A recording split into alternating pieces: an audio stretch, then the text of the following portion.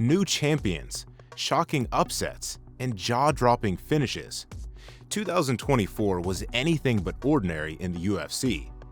Jon Jones made his long-awaited return, Adesanya got manhandled, and the welterweight division lit up with fresh contenders, arguably turning into the most exciting division to watch, even if Belal is still the champ. But hey, we're not here to nitpick. This was a year packed with events that will ripple through the UFC for years to come. So, what does that mean for 2025? Let's dive into the defining moments of 2024 and explore how they might shape the future of the sport we love. 2024 started with the middleweight champion Sean Strickland losing his throne after a short-lived reign. After shocking the world by beating Israel Adesanya in 2023, Strickland was put to the test against Dricus du Plessis, who's been running through everyone the UFC put in front of him. The bout went the distance, and while Strickland had the volume on his side, du Plessis landed the bigger shots and dealt more damage. The South African edged the champ on the judges' scorecards to become the new UFC middleweight champion. Now, this fight was close, and some believed Sean won. He had a classic Strickland performance against Paulo Costa and kept calling out du Plessis for a rematch, throwing verbal jabs at him by calling him a Dutchman. In the meantime, du Plessis had a hard-fought battle against the former middleweight king, Israel Adesanya. The two had long-standing beef to determine the uncontested king of Africa. But when the octagon door closed, Dricus dragged the former champ into deep waters and finished the show with an airtight rear naked choke. This finish earned Submission of the Year honors, likely due to the importance of the fight. Du Plessis as champion brings special excitement to the division, as he's someone who isn't there to take prisoners. But back to Strickland. He and du Plessis are scheduled for a rematch on February 9, 2025. What the future holds for the UFC middleweight division is unpredictable, as several possible scenarios could unfold in 2025. If Strickland wins the rematch, it might spark a new rivalry with du Plessis, potentially setting up a trilogy to settle the score. The trash talk at the press conference could be even more interesting than the fight itself. Another scenario involves the winner facing Khamzat Chimaev. Khamzat is a nightmare matchup for anyone, and if that happens, the middleweight division might witness the rise of a new prince with the potential to rule for years to come. 2024 also saw the derailing of the Joe Pyfer hype train. After breaking Francis Ngannou's record for the hardest punch ever recorded, the MMA community speculated that Pyfer might be the next big thing in the UFC. However, UFC veteran Jack Hermanson showed him why there are levels to this game, dominating him to a one-sided unanimous decision victory. But hey, Pyfer bounced back with a big KO win over Marc-Andre Barriault, giving him a chance to redeem himself and get back on track in 2025. Oh, and the sad reality of this sport is that MMA is a young man's game. February 2024 marked the end of an era in the featherweight division. Alexander Volkanovski, who's been the featherweight champ since dethroning Max Holloway in December 2019, met his match in the scary prospect Ilia Topuria. Topuria boxes like a sniper and strangles like a python. One could argue he deserves Fighter of the Year, and here's why. He brutally knocked out Alexander Volkanovski, one of the greatest featherweights, if not the greatest of all time. If that wasn't enough, his first title defense was against Max Holloway, the lightweight belt. Now, that would be a banger, and is a very probable scenario for 2025. The following month was when the bantamweight champion, Sean O'Malley, had his opportunity for redemption against the fighter who handed him his only loss. Now, everyone knows that O'Malley broke his ankle in that bout, which subsequently led to Chito Vera raining down ground-and-pound bombs to seal the deal with a big TKO victory. Ever since that loss, Sugar claimed he was still mentally undefeated. When Chito started climbing the rankings, it was the perfect opportunity to settle the beef once and for all. And so it was. O'Malley put on a striking clinic against Chito, who was gun-shy throughout the whole fight. Sean dominated so thoroughly that the judges could have clocked out early that night. When all was said and done, all three judges scored the contest in favor of Sean, leaving no room for debate. But this title reign was cut short by another contender with the perfect game plan for Sean's lethal striking. Enter Merab Dvalishvili, the wrestling powerhouse bulldozing through opponents like a demolition crew on overtime.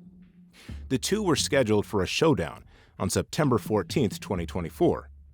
Merab effectively utilized his wrestling to neutralize Sean's game plan, crowning a new king in the UFC bantamweight division. 2025 looks to be an exciting year for the bantamweights. Merab is set to defend his belt against Umar Nurmagomedov early next year, which promises to be the toughest test of his career. Umar can wrestle, strike, and is arguably the most well-rounded opponent Merab has faced. Whoever wins, Sean O'Malley might get an immediate title shot next, considering his star power and the dominance he displayed during his reign. But also, let's not overlook Petr Yan's masterclass performance against Deiveson Figueiredo, which catapulted him back into the title conversation. Another intriguing option would be a rematch between Yan and Sean O'Malley. Their first bout was a razor-close back-and-forth battle that could have gone either way. The winner of this clash could then face the victor of Merab Dvalishvili vs. Umar Nurmagomedov. In April, Alex Pereira reminded everyone of the gap between himself and the rest of the contenders. After moving up to light heavyweight and snatching the 205-pound belt from Jiri Prochazka, the heavy-hitting Brazilian defended the title against former champ Jamal Hill. Once again, Poatan showed why his left hand is as deadly as a desert eagle, sending Hill straight to oblivion. Hill made all kinds of excuses, claiming the referee distracted him and that he was never dominated. His saltiness hit boiling point when he tried confronting Alex in the gym. However, Hill didn't expect Pereira to accept a challenge right there. When Alex threw him gloves to settle it on the spot, Hill backed down, saying he only fights for money. Can someone explain the logic here? You confront the guy who knocked you out. He offers you a chance to redeem yourself, and you chicken out? Hill is quickly becoming one of the least likable fighters. Hill has an upcoming bout against Jiri Prochazka on January 18, 2025. While the outcome might not matter much in the short term, since Magomed Ankalaev is next in line for a title shot against Pereira, one of them could serve as a backup for that event. Speaking of Pereira, he's undoubtedly the biggest star in the UFC today, carrying every pay-per-view event on his back. After dismantling Hill, Pereira gave Jiri Prochazka a chance for redemption. However, the rematch turned out even more brutal than the Czech fighter, as he was crow-copped to oblivion and finished with heavy ground and pound shots in the second round. Pereira's dominance didn't stop there. Later in 2024, he systematically destroyed Khalil Rountree, making a strong case for Fighter of the Year. But is it Pereira or Ilia Topuria who deserves that recognition? While Alex had 3 title defenses in 2024, Ilia defeated 2 featherweight greats. Either way, whoever wins will have earned it. Looking ahead to 2025, we might see Pereira vs. Ankalaev for the undisputed 205-pound belt. However, Pereira's recent social media post hinted that Ankalaev might not be next. Is Alex teasing a move to heavyweight to hunt a 3rd belt and become the first UFC fighter to win titles in 3 divisions? Only time will tell.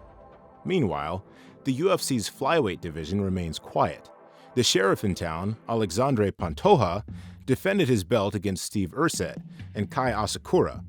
But this raises the question, who can beat this new dominant force? The Brazilian has hinted at a super fight with Sean O'Malley, as the two have some bad blood.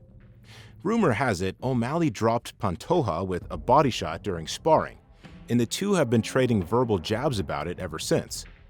Pantoja even seems willing to move up to bantamweight to face his former training partner. In the lightweight division, Islam Makhachev remains at the top of the food chain, having defeated Dustin Poirier with a 5-round Bravo choke. On January 18, 2025, Islam is set for a rematch against Arman Tsarukyan. When the two initially fought, Arman was 22 years old, and experience wasn't on his side. That fight happened over 5 years ago, and the Armenian has improved significantly since then. But so has Islam Makhachev. The question is, who has improved more since their first battle? Makhachev should be the favorite in this match, but if there is someone who can dethrone him, it will be Arman Tsarukyan.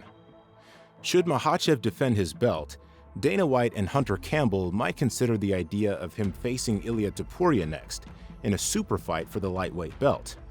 And who can forget that in 2024, we witnessed the emergence of one of the most exciting fighters becoming the new welterweight champion of the world. Belal, what was the name? Muhammad? Just kidding.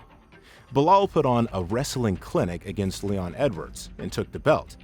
The interesting thing about this division is that it's packed with well-rounded killers and prospects like no other division in the UFC.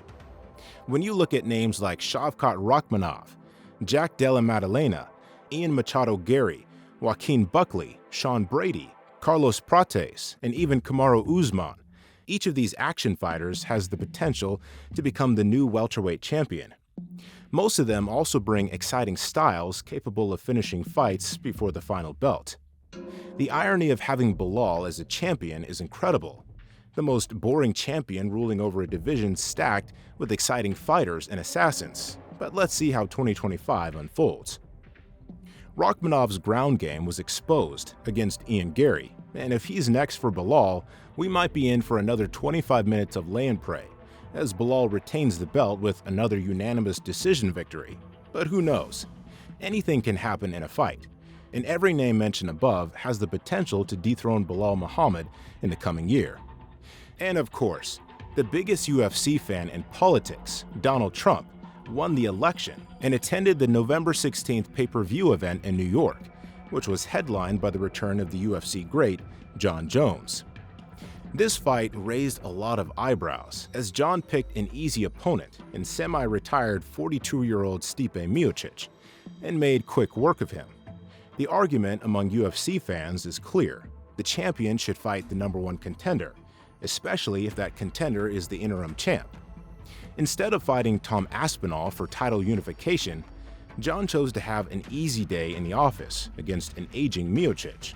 No disrespect to Stipe, he's one of the greatest heavyweights of all time, but he was far past his prime, hadn't fought in 4 years, and had no business entering the cage with Jon. To the surprise of many, Jon didn't retire and is currently negotiating with the UFC. However, he's losing fans due to what many perceive as cowardly behavior in avoiding Tom Aspinall, offering every excuse that the Englishman doesn't deserve the fight. When Jon was 23 and hadn't achieved much in the UFC, the then-champion Shogun Rua could have done the same, avoided fighting Jon by claiming he wasn't deserving, but he didn't. Shogun gave Jones his shot at the title, and Jon built his name off a legend's legacy.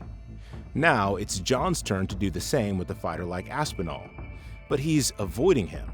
He's even floated the idea of a super fight with Alex Pereira, yet Tom's name is rarely mentioned.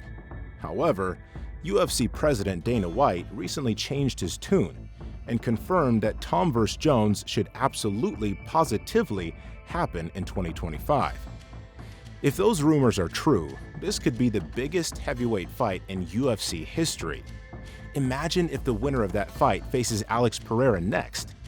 Pereira has already said he won't be fighting Ankalaev next, so could he be waiting for his golden opportunity?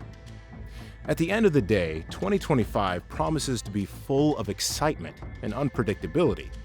It could be the year that reshapes the champions and sees the rise of new contenders, poised to rule in the years to come.